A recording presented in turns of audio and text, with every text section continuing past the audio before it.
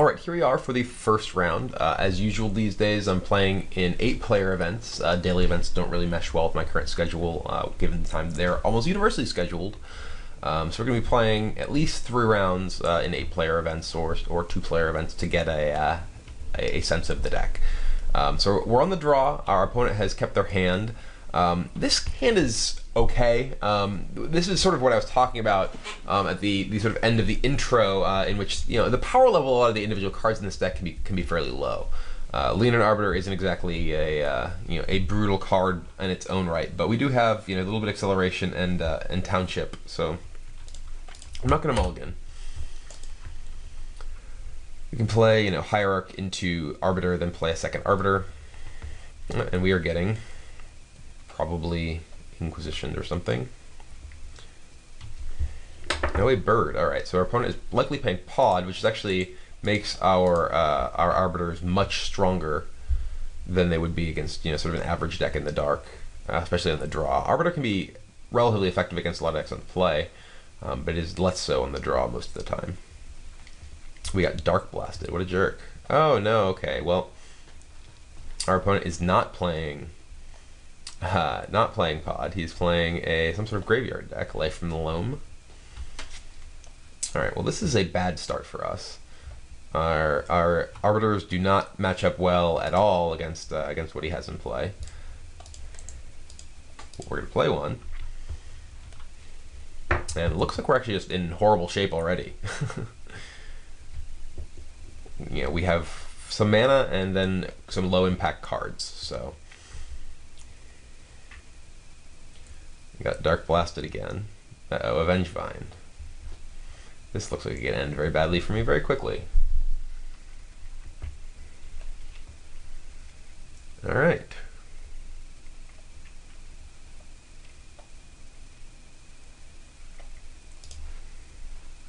Well, I'm just going to play another Arbiter.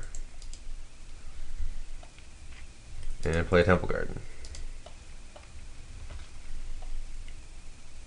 And this is, again, sort of exactly what I was talking about. The average power level of the stuff that's actually going on my deck is not terribly high. I'm playing 2/2s for 2. A lot of the power level revolves around the synergies in the deck, and they are not manifesting themselves. And they're certainly not very powerful in this matchup in general. We're just kind of getting run over by more powerful creatures than those we have. I don't really see myself winning this game. I mean, I can't really do anything here. It's kind of getting beat up. All right, I'm actually just going to concede. I actually don't think there's a card that gets me back into this game. Not an individual card. So sideboard-wise, I feel like I certainly want Mirroring Crusaders. Then I don't really have that much else. I don't have like Rest in Peace or anything like that. I feel like my Aven Mind Sensors are probably among the weaker cards. Blade Splicer tokens can block a lot of his stuff, and the flyers seem reasonable. He does have he has Dark Blast, which makes Thalia kind of unappealing, though he did have a reasonable amount of spells. Now, we didn't really see anything much to Pride Mage. We obviously want Scavenging. It's going to be pretty powerful, I think. I may just cut one Leonin Arbiter.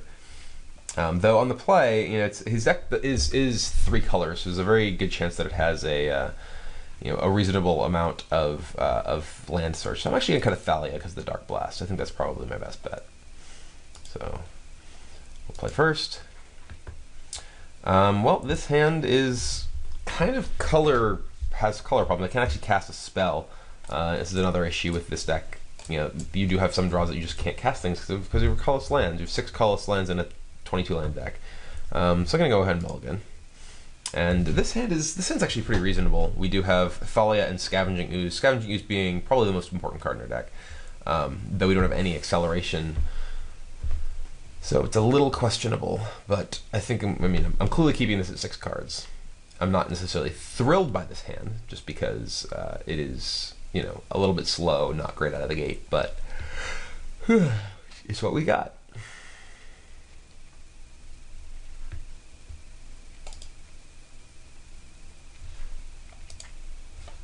Oops. And is our opponent going to do anything? Perhaps.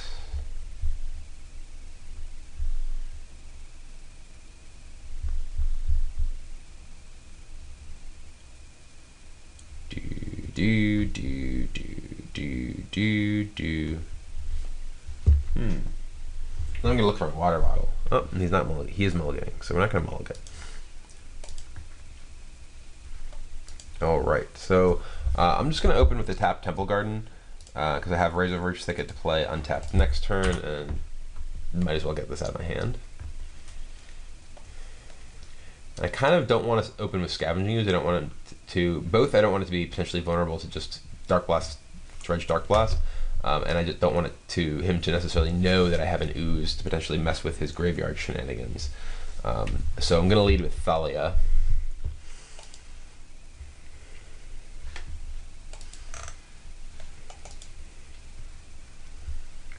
And he's going to Faithless Looting? Oh, it's Gravecrawler, okay. Well, then there's a Mirroring Crusader, that's pretty good. Thalia, oops.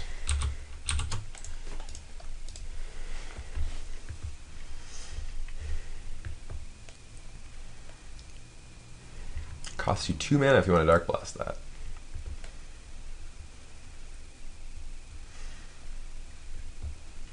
And you did. Alright, well, I think I just want to play Restoration Angel, actually. No, not Restoration Angel, Mirroring Crusader.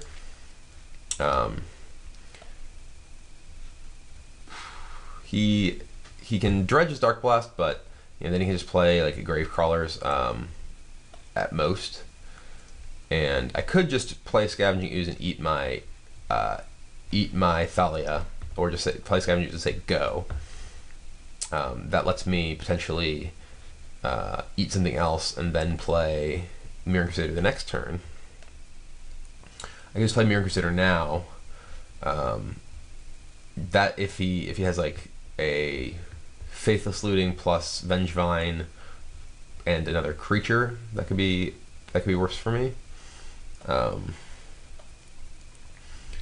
you have to have like Faithless Looting, discarding Vengevine, and like Gravecrawler or Vengevine and Bloodghast. I think I'm just gonna go ahead and play this. I'm just gonna play the Ooze. Mirroring Crusader is certainly powerful here, but I want to get my insurance policy in place first.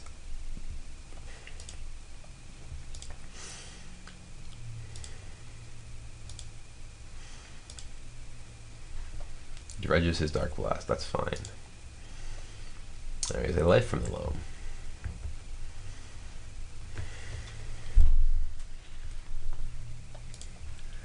And I'm not going to block. I have no desire to lose my Scavenging Ooze to Dark Blast.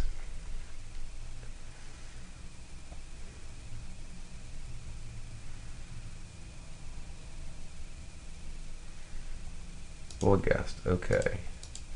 Alright, now I'll eat my Thalia.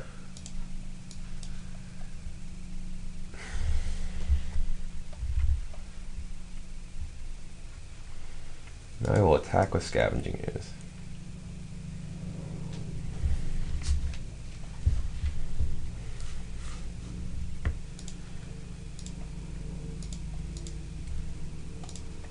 Now I'm going to play Mirroring Crusader.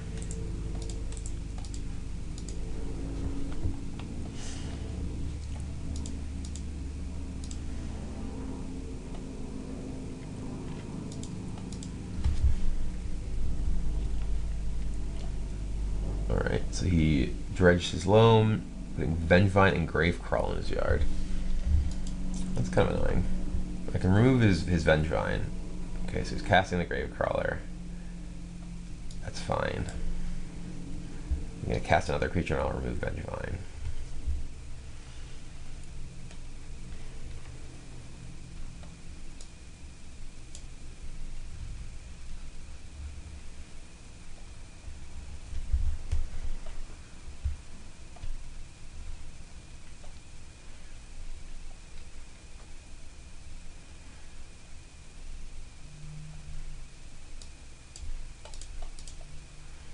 Block the Bloodghast. He doesn't actually cast Bloodghast from his yard, so.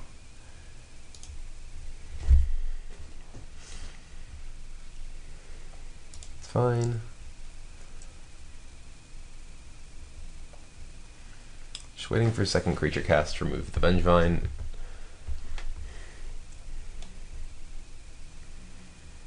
That's also fine.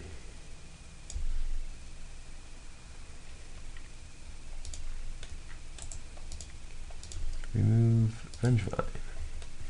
So neither of his creatures can block. I can do 8 to him.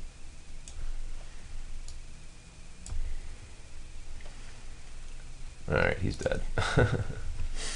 So sideboard wise, I think I want basically the same plan. Maybe I actually just take out Pride Mage. Thalia actually seems reasonable against him. He does have a decent number of spells, though. Dark Blast does certainly make Thalia a little less impressive.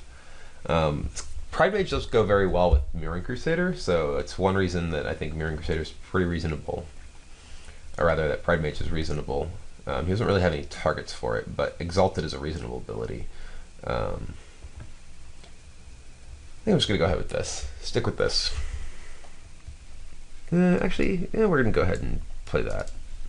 If it doesn't have a Dark Blast, yeah, he does have a lot of spells that he's actually casting from his yard. You know, Loam and such. All right, this hand is okay.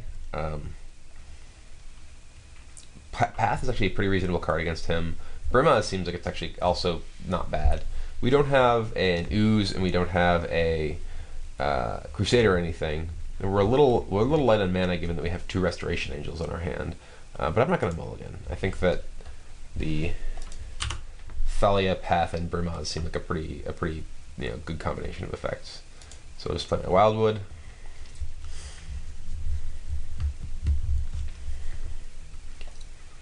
Bloodghast, okay.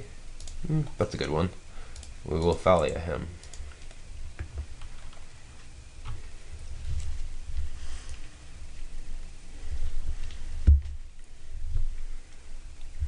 He does have like Faithless Looting and such. Yeah, Dark Blast, that's fine. You got a Vengevine. We do have Scavenging used. Eat it right away though.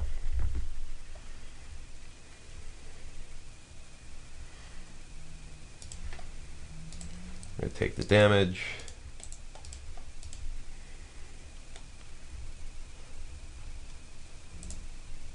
Just gonna eat that now.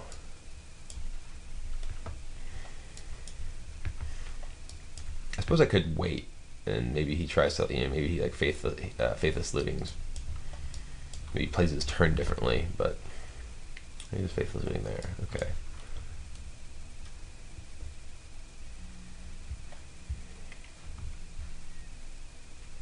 Golgari Charm.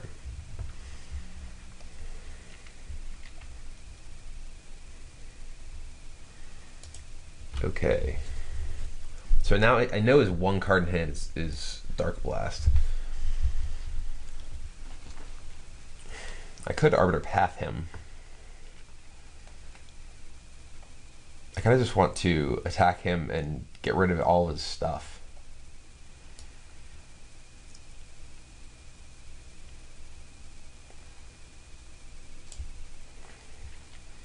You know, knowing that he only has Dark Blast, I think just attacking him.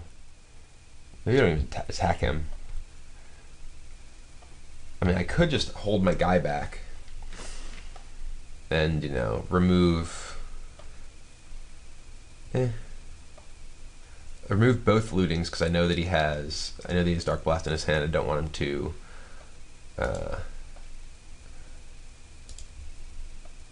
I don't want to block with it, and maybe he has a second Dark Blast given the way that I'm going to play this, so I'm just going to remove both his looting. I guess there's no real reason to do it during combat, but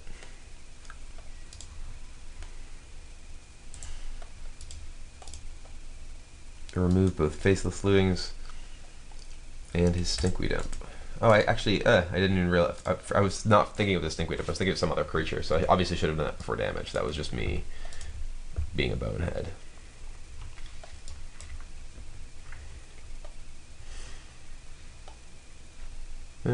Alright. Now my guy's dead. But He has no action really, and we're going to play Brimaz. This would be worse as a Loxodon Smiter here, because we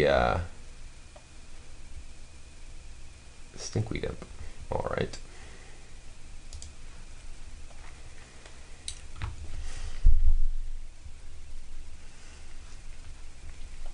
Kind of just want to path that.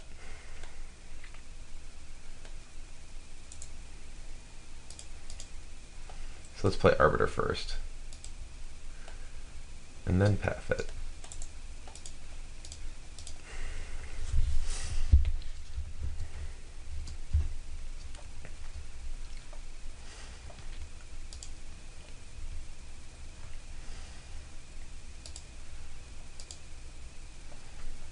And in comes Brimaz.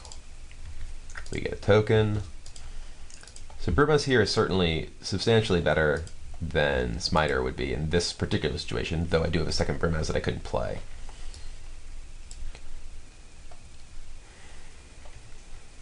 So he can like Dark Blast, Dredge, Dark Blast my Arbiter if he wants here. I mean, or do the same with Brimaz or something. No, he's just doing nothing. I'm fine with that too. I'm just going to send everyone.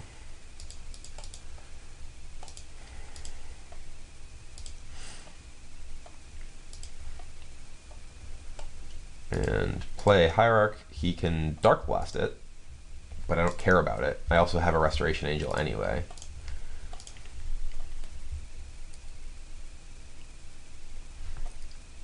So, yeah, and there we take it. Ooze was obviously just totally crucial there.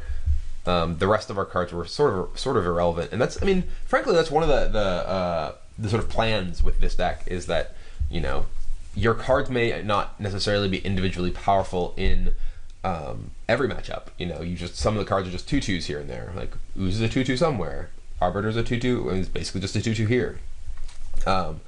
But the power level of a lot of those individual cards in particular matchups is extremely high. You know, Arbiter against decks where they're heavily reliant on searching their deck, or Thalia against decks that are heavily reliant on casting multiple spells or casting cheap spells, and clearly Scavenging Ooze here. So, you know, despite the individual power level of our cards not necessarily standing up 1-to-1 with a lot of the you know, power decks in the format, you know, we are able to take games when they come together as we need them. So let's move on to the next match.